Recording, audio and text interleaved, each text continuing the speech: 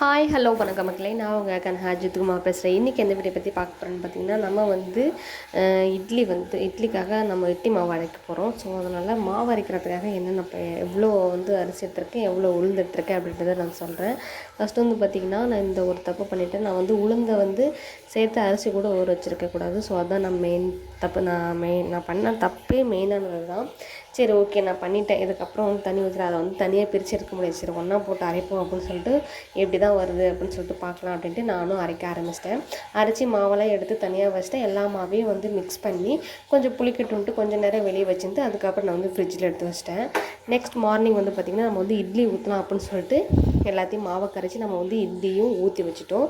இட்லி ஊற்றி வச்சதுக்கப்புறம் பார்த்திங்கன்னா, கொஞ்சம் நேரத்துக்கு அப்புறம் நான் வந்து கருவேப்பிலை சட்னியும் தாளித்து விட்டுட்டேன். அதுக்கப்புறம் கார சட்னியும் தாளித்து விட்டேன்.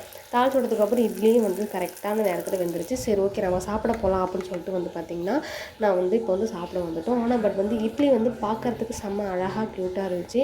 பட் வந்து அதை போடும்போது வந்து பார்த்திங்கன்னா ரொம்ப ஹார்டாக கல்லாட்டம் இருந்துச்சு. ஸோ அதனால் என்னால் வந்து என்ன பண்ணுறதுன்னே தெரியல.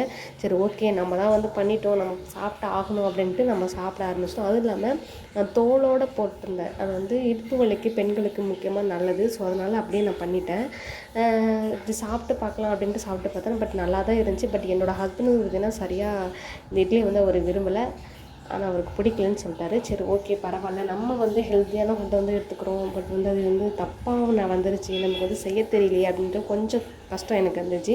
சரி ஓகே, நீங்களும் இதை ட்ரை பண்ணதுங்க. உளுந்தை மட்டும் தனியாக அரைச்சிக்கோங்க. ஓகேங்களா?